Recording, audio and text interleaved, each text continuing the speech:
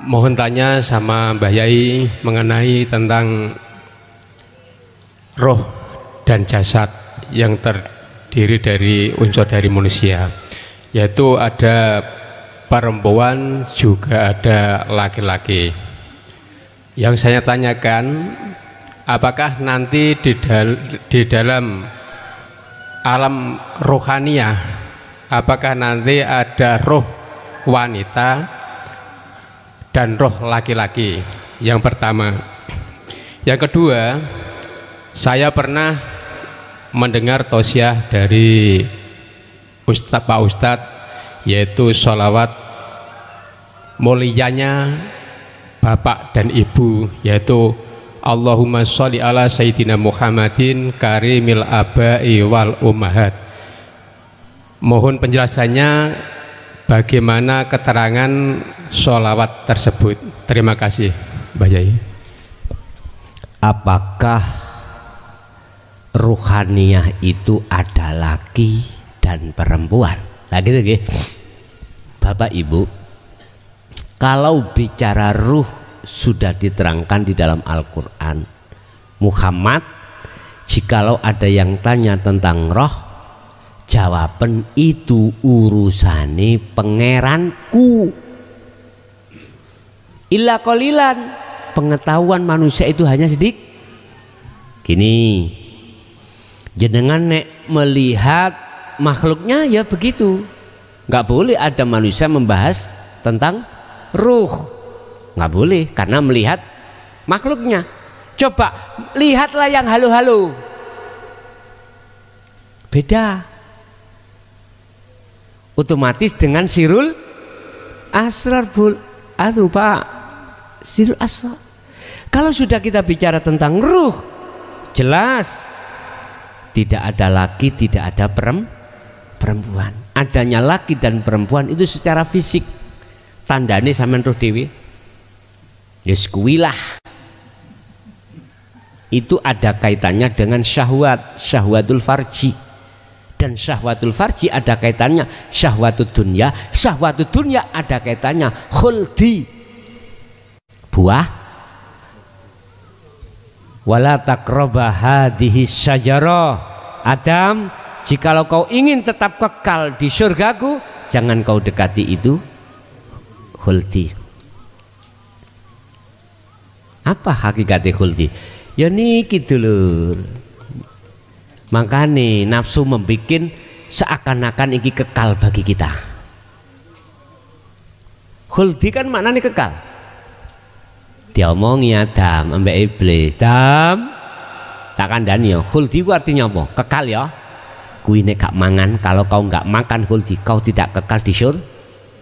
Dipelintir toh Pak. Nek Allah dawe kan kebalikannya. Begitulah iblis memang tugasnya dikongkon ngunu. Itu yang pertama. Yang kedua masalah sholawat. Innallaha wa malaikatahu yusholluna 'alan nabi ya ayyuhalladzina amanu shollu 'alaihi wasallimu taslima. Ada kaitannya dengan ummahat. Ngapun Pak, sholawate Allah nang Kanjeng Nabi bagaimana?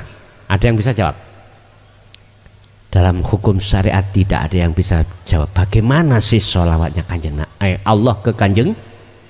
Kok Allah hai bersolawat, kok malaikat juga bersolawat? Bunyinya apa? Gak ada yang bisa jawab. Terbatas Pak. Ternyata apa sih solawat itu? Penghormatan. Penghormatannya Allah terhadap Muhammad ibnu Abdullah dijadikan sebagai Rasul. Itulah solawatnya Allah. Dari hakikat lho Pak, jangan syariat. Lah malaikat ditunjuk Allah sebagai penyampai wahyu terhadap beliau. Bentuk penyampainya wahyu malaikat terhadap beliau Muhammad ibnu Abdullah, itulah sholawatnya malaikat. Kalau sholawat kita sebagai umat ke Kanjeng Nabi sudah jelas loh. Muhammad siapa? Lah wong kuwi ngirim perkara sing kok kirim kuwi lho gak eruh sing kok kirim. Nyampe mboten? Kula niki ngirim odol Pak nang sampean. Namanya siapa? Fulan. Alamatin ndi? Gak eruh. Endi gak eruh? Pak Pos sampean kirimno. Ditontok. Iki nang ndi? Balik mboten? Balik.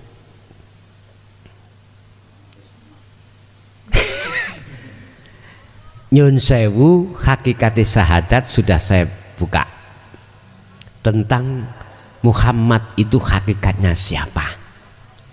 Adalah makhluk. Iku Rasulullah sebagai utusan Allah. Makhluk semuanya bisanya bergerak karena digerakkan oleh Allah. Berarti geraknya makhluk itu adalah atas dasar perintah dari Allah untuk bergerak. Lah baru yang menyaksikan tahu siapa yang disaksikan iki sah. Lah niku kok ummahat. Iku maksudnya umat ini ketika membaca sholawat itu kembalinya pada dirinya sendiri, bukan persoalannya. Mohon maaf, makhluk satu bisa mensafaati makhluk lain. Ndak. Coba lihat yang aslinya. Bahasa syariat, karena Rasulullah itu Muhammad itu dikasih izin oleh Allah untuk mensyafaati tapi bukan berarti itu hukum mutlak Muhammad bisa mensyafaati umat. Bukan. Hukum mutlaknya ada di Allah. Bagaimana mungkin kita akan bisa mendapatkan syafaat? Lah wong kita nggak tahu syafaat itu milik siapa. Betul mungkin. Laksana gini Pak, bagaimana mungkin saya bisa sampai tujuan? Lah wong saya tidak tahu arah jalan dan alamat tujuan. Ya kesasar-sasar Pak. Kesasar-sasar.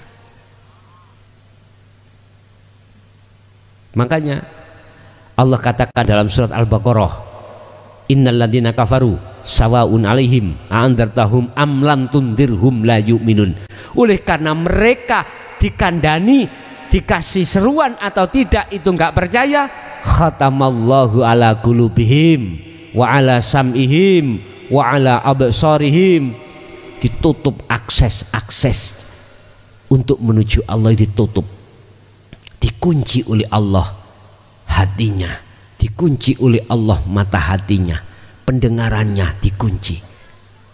Gegara kita tidak percaya tentang masalah apa yang disampaikan Rasulullah tentang dinul haq. Makanya innalladzina kafaru. Saya tadi katakan saya itu mantan orang kafir Pak. Iya, mantan orang kafir. Ruhaniah saya semua ngalami kok.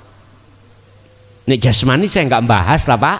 Nek anak wong Islam ya mesti tadi Islam. Begitu jasmani.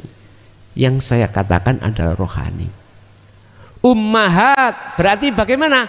Kalau jenengan statusnya itu sebagai man arafa nafsah faqad arafa rabbah, statusnya Anda itu sudah dimusyahadah, maka ummahat termasuk orang dekat sampean. Siapa? Anak, istri, saudara, tetangga.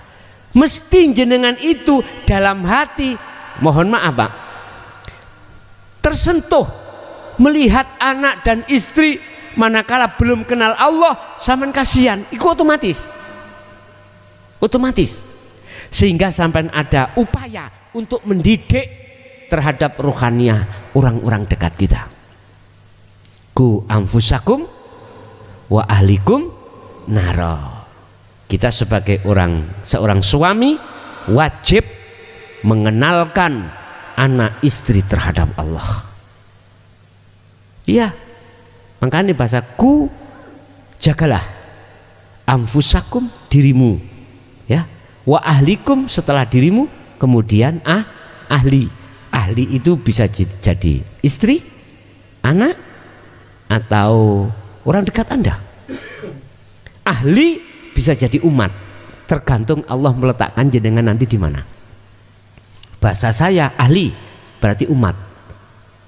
Bukti nih, saya dijatuhkan sampai di sini. Saya nggak ada hubungan nasab secara syariat belas. Teman ya enggak, berarti umat.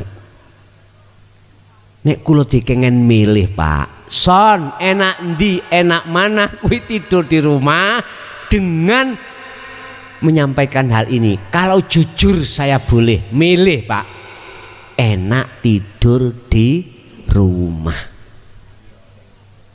Nggih Pak. Tapi saya tidak bisa memilih Pak.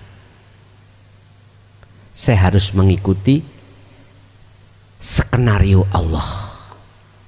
Makanya kalau ditanya, Gus sampai niku lho mboten capek ah.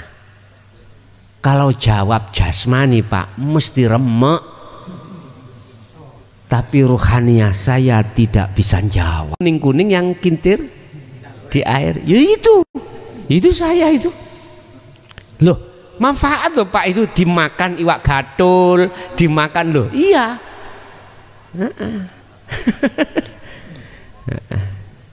Jadi secara otomatis Pak, rahmat penghormatan Allah dan malaikat terhadap beliau hakikaten jenengan kali kula kalau sudah jadi kekasih Allah, otomatis orang dekat jenengan iki mesti kepadangan.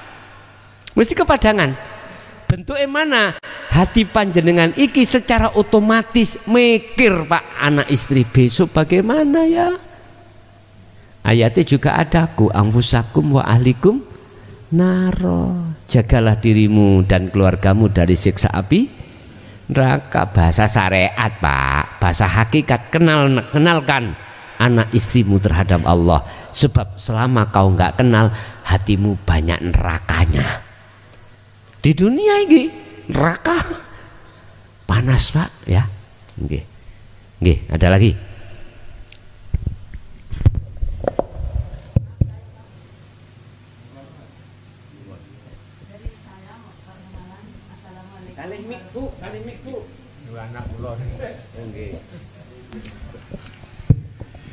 Assalamualaikum warahmatullahi wabarakatuh.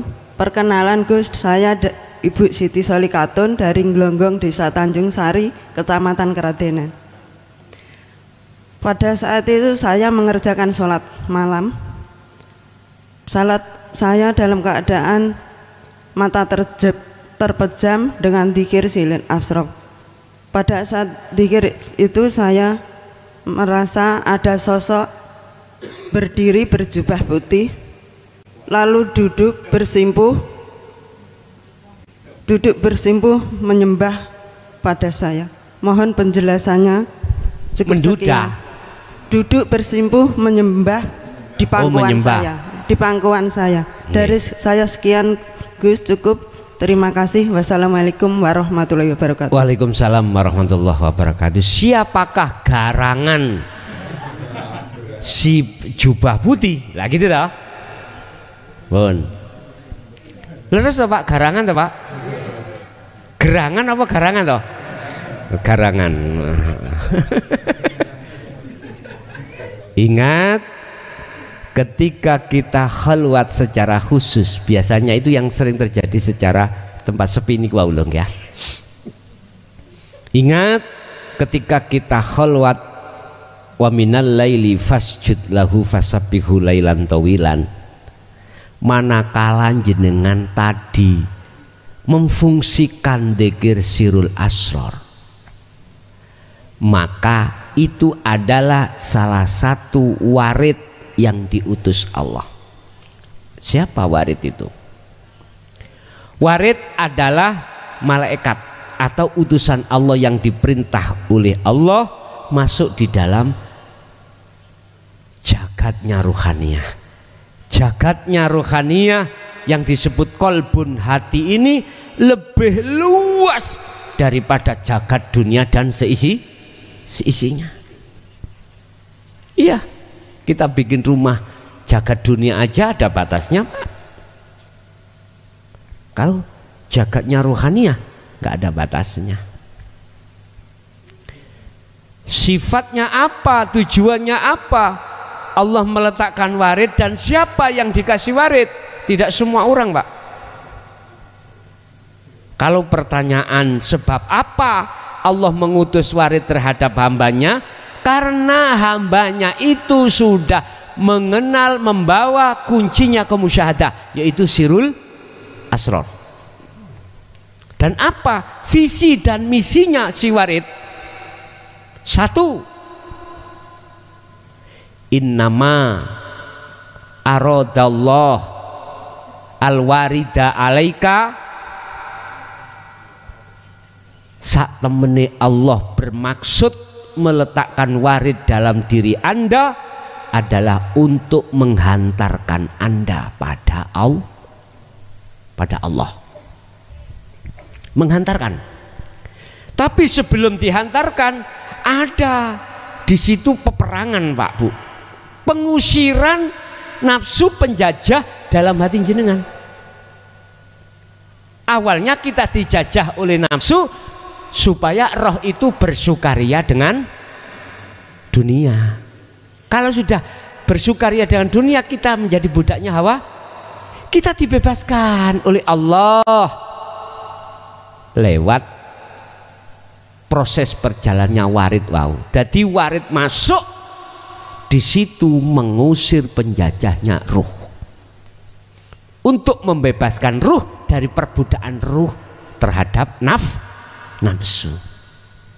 Aman sudah dibersihkan, nafsu sudah ngalih, dihantarkan jenengan pada Allah.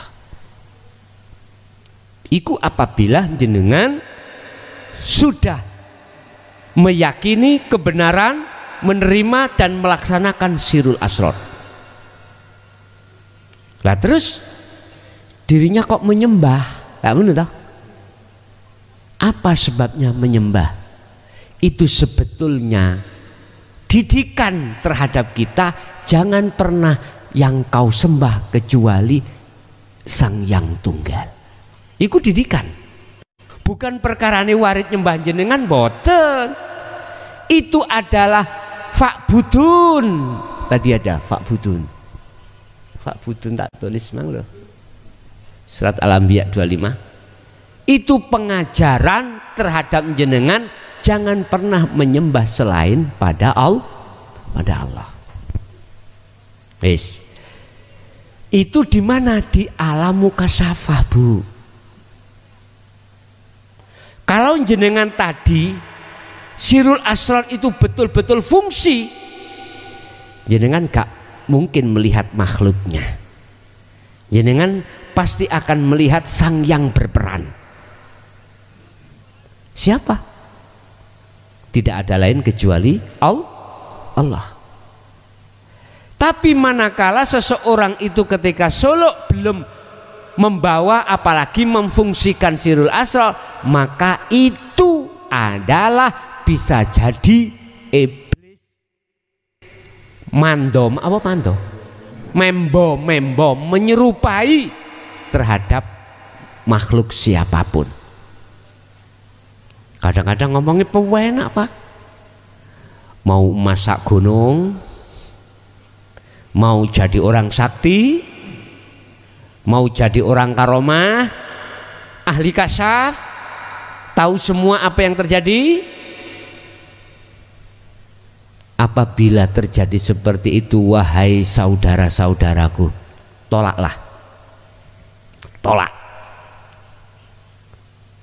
Si Salik ketika suluk hanya satu, aku hanya ingin bertemu Allah. Pasti dia akan hilang.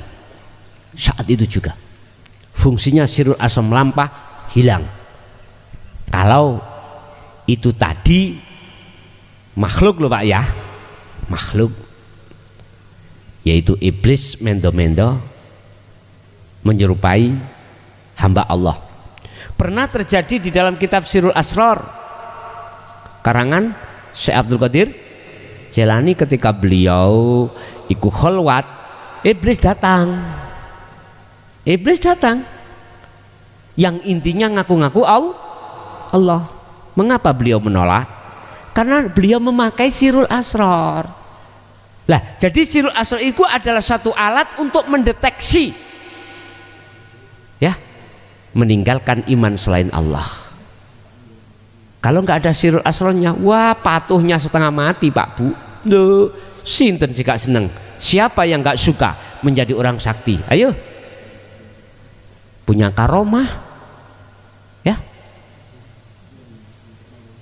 punya sesuatu yang orang tidak mempunyai.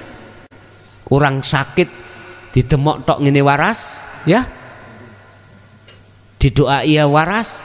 Orang bisnis pengen dirinya itu mang sukses, dikasih jalan sukses, siapa yang nggak suka? Biasanya Pak, pelaku-pelaku ini sing boten, sing tidak membawa sirul asrar, ujung-ujungi iku goleki dunya.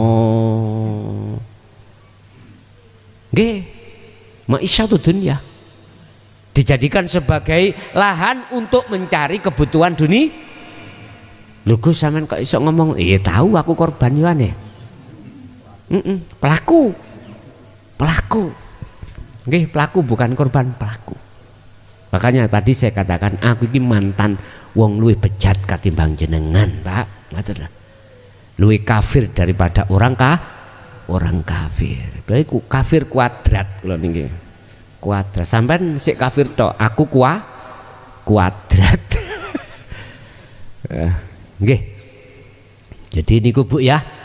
Jadi kategori warid dengan catatan warid minallah, dengan catatan kalau sudah memegang sirul asrar.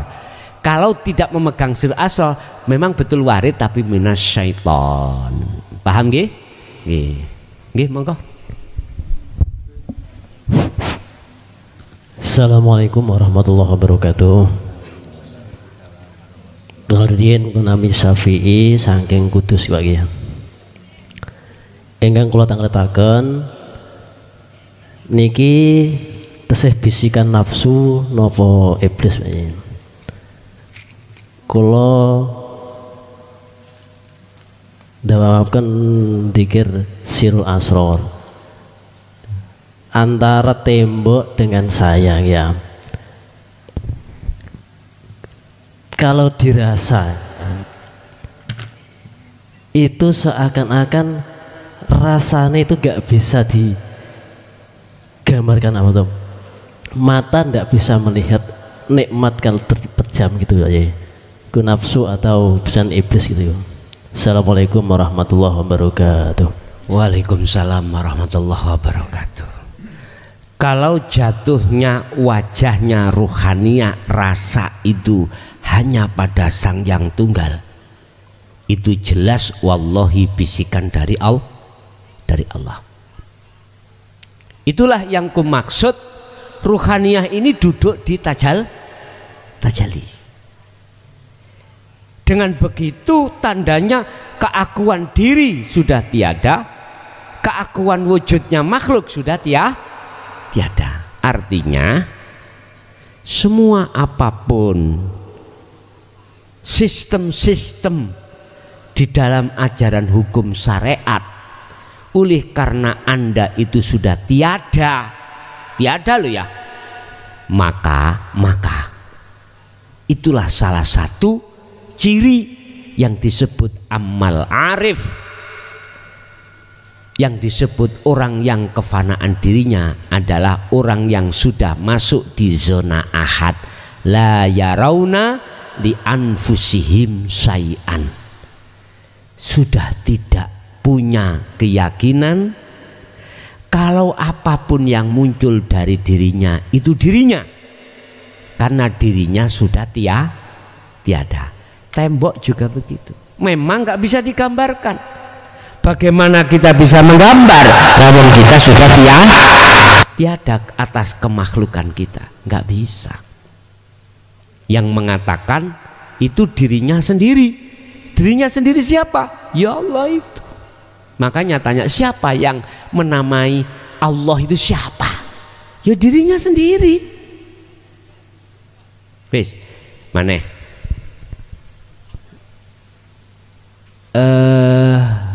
Niki jangan apa?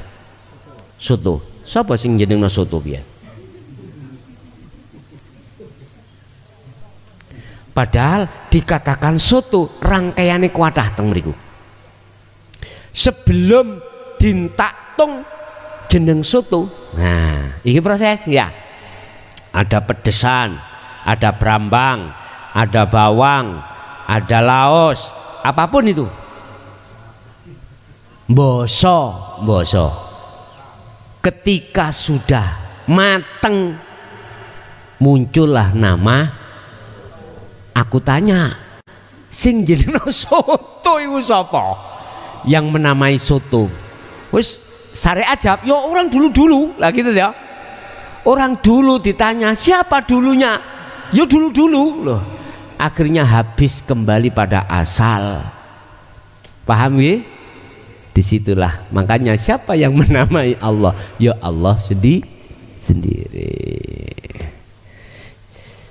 Jadi pertanyaan masalah bisikan jelas itu dari Allah, manakala duduk rohaniyah ditajali. Nggih. Ada lagi? Assalamualaikum Gus. Waalaikumsalam. Saya Aris dari Pati Gus. Hampir sama ibu tadi Pak. Dari Bali. Pati. Oh Pati. Pati Jawa Tengah. Nggih.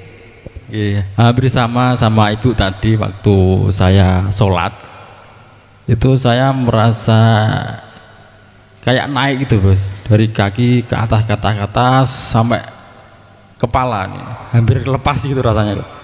Tapi waktu hampir lepas itu timbul rasa khawatir, takut. Terus masuk lagi. Itu dalam satu sholat tuh 2 kali mengalami. Ya itu yang jenengan pun megang sirul asror pada saat itu. Sudah ya? Sudah Pak. Nggih. Matur suwun. Nggih. Ngeten Pak. Kejadian itu akhirnya dasar takut itu akhirnya kembali lagi, bukan dikatakan salah sih, enggak. Itulah proses memang ya. Proses pemfanaan dalam hati tentang iman selain Allah. Laksana ruh itu dikeluarkan dari jasad. Mengapa ada rasa takut? Karena jenengan ada pertimbangan. Di belakang sampean ada pertimbangan. Bojoku sik ayu, anakku sik cilik-cilik, aku durung siap mati. Loh Pak, ngono iku terjadi terhadap siapapun, gak jenengan tok.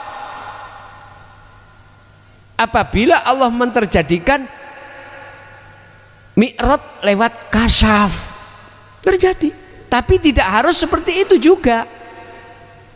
Semuanya dikembalikan apa kata Allah.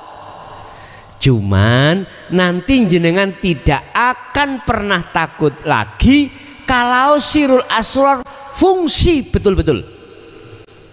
Kalau sirul asrar fungsi betul, sadar yang memperjalankan siapa? Allah. Ditemukan makhluk lain, di dalam makhluk lain itu siapa? Allah lagi. Nggak akan pernah takut nanti, tapi ya proses memang seperti itu Pak. Wajar Pak, jadi mboten salah jenengan kembali lagi. Makanya hafidu ala sholawah was sholatil wusta wa qumu lillahi qanitin. Manakala kau ingin sholatmu khusyuk, ruhaniyahmu nggawa sirul asrar. Bawa sirul asrar, fungsikan sirul asrarmu. Ketika kau takbiratul ihram mulai sampai salam, jangan kau lepas sirul asrar. Tapi gini kuau akan terjadi, bisa jadi seperti itu. Akan lupa rokaat, akan lupa gerakan. Nggih jadi imam dhisik Pak. Iku proses, nggak ada masalah. Sebab sesungguhnya orang yang dikatakan rindu iku sebab sudah pernah tahu sifat kekuasaan sang yang dirindukan.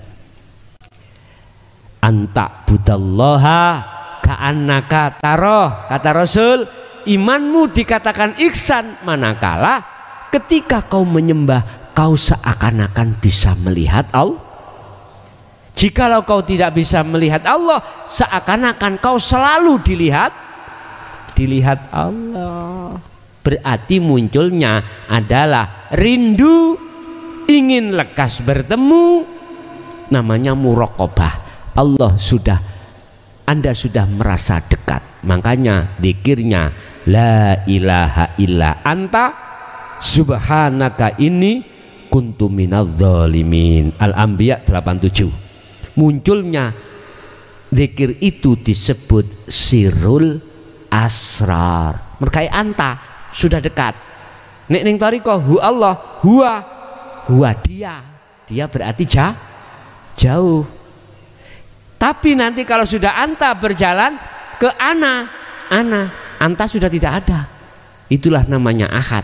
Ana kan ingsun, anta sudah tidak ada. Berarti Allah ya kuwi ya Allah, tapi bukan ada dua. Oke.